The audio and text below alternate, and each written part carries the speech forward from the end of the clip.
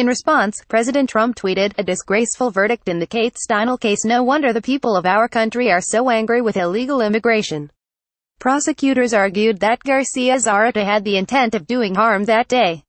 Defense lawyers said the shooting was an accident after he found the gun wrapped in a T-shirt, just seconds before it discharged in his hands. Public defender Matt Gonzalez showed a video to the jury showing Garcia Zarate sitting on the pier in a spot immediately after a group of 6 had been in the same spot. He argued it was possible that those people had discarded the gun, per the Chronicle. The jury had the option of convicting Garcia Zarate of first-degree murder, second-degree murder, or involuntary manslaughter. What Trump is thinking, per the Post, he has reportedly asked his confidants about how a shutdown would impact his political image, although a White House official said Trump does not want a shutdown. He said Wednesday that he would absolutely blame Democrats for a shutdown after Democratic leaders Chuck Schumer and Nancy Pelosi did not show up to a White House meeting. He tweeted in May that our country needs a good shutdown in September to fix mess in Congress. Majority Leader Mitch McConnell said that the next votes on the tax bill will take place at 11 a.m. on Friday. Debate will continue tonight. Why it matters. It's a clear sign that Senate Republican leaders don't have the votes to pass the bill yet. They'll have to get a deal with Republicans who are worried about the bill's impact on the deficit, now that a proposed fiscal trigger is off the table. Pishevar made headlines earlier this month after it was revealed that he had been arrested in London for UAL assault over the summer, although charges were never filed. He also sued a GOP-affiliated political research group for defamation, claiming that it had intentionally spread misinformation about both the London incident and other alleged transgressions. Bloomberg's report says that Pishevar acted inappropriately with several women, including early Uber employee Austin Guy, who did not comment for the story. In the case of Guy, it was unsolicited touching at a party. Another was an entrepreneur who claims Pishevar forcibly kissed her during what was supposed to be a pitch meeting. Another involved Pishevar allegedly showing graphic images to a woman at a party. Pishevar's attorney denied the incident with Guy, per Bloomberg. Axios also had been working on a similar story about Pishevar, as have other news outlets. Through a spokesman, Pishevar provided the following comment: Shervin Pishevar is the victim of an organized smear campaign, which so far has involved the fabrication of a London police report. Now, anonymous and untrue stories have suddenly surfaced concerning Mr. Pishevar. The assertions regarding the only person named have now been directly refuted by an eyewitness to the claimed events, and there are communications sent from the named person herself to Mr. Pishevar which directly undermine any credibility being given to the claims made. Just as the London police report turned out to be fabricated, we are confident that these anecdotes will be shown to be untrue as well. Mr. Pishevar is confident that he will be vindicated. Note the police report refers to a document that circulated to some journalists but which London police said was fraudulent. Axios did not refer to the report in its initial story on Pishevar's London arrest due to the police statement.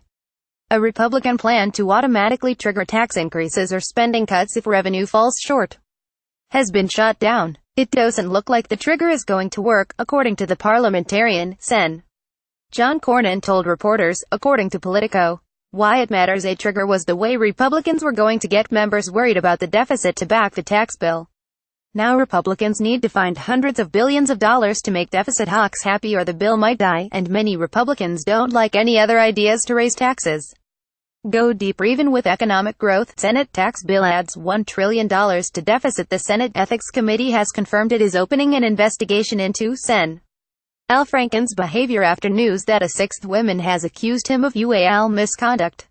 What they're saying: the committee is aware of the recent allegations against Senator A.I. Franken, as well as the calls for an ethics investigation. While the committee does not generally comment on pending matters or matters that may come before it, in this instance, the committee is publicly confirming that it has opened a preliminary inquiry into Senator Franken's alleged misconduct. Speaker of the House Paul Ryan said, "Yes, I think he should resign. He should resign immediately." Rep. Nancy Pelosi, House Minority Leader, said, "I pray for Congressman Conyers and his family and wish them well. However, Congressman Conyers should resign." Rep. James Clyburn, the House's highest-ranking African-American member, "I told Conyers several days ago that I thought it was in his best interest that he do the same for his constituents that he did for his colleagues here," noting that Conyers had resigned his position as head of the House Judiciary Committee. Rep. Joe Crowley, chairman of the House Democratic Caucus, told Politico, "In my opinion, I think it's time for John Conyers to resign." Rep. Ben Ray Lujan, chair of the Democratic Congressional Campaign Committee: I believe it is time for Congressman Conyers to resign. Rep. Tim Ryan tweeted: I agree with Pelosi. Conyers should resign. And for that matter, Franken should resign too. These are credible allegations, and I believe these women. Congress should set the example for all industries and be a safe place for women to work. Rep. Pramila Jayapal tweeted: It is not easy for me to reach this conclusion because, as a civil rights activist, I have looked up to Representative Conyers for decades. I believe these women, I see the pattern, and there is only one conclusion. Rep. Conyers must resign. Rep. Kathleen Rice tweeted her statement: Rep. John Conyers should resign. I've reviewed the allegations against him, and they're as credible as they are repulsive. Rep. Mark Takano said in a statement: Through decades of public service, Congressman John Conyers has shaped some of the most important legislation of our time. But no legacy excuses the disturbing allegations that have come to light over the last week. I believe Mr. Conyers should resign. Dickerson spoke to Axios following the announcement. Highlights: This is Matt's decision, but it had unanimous support from the board. In the near term, we have some operational challenges that are taking up his time as CEO and taking away from time to think about long-term opportunities. This isn't about performance. Stock price has nothing to do with it. It's about future opportunity and clearing the path for Matt to be able to think about how we can become more than a $900 million meal kit business. We can definitely grow our meal kit business, but we're thinking more broadly about how consumers want to access a great brand with high-quality foods going forward. There are lots of ways for consumers to do that.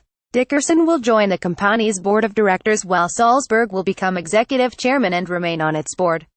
Prior to Blue Apron, Dickerson spent 11 years at Under Armour. Blue Apron is now searching for a new finance chief.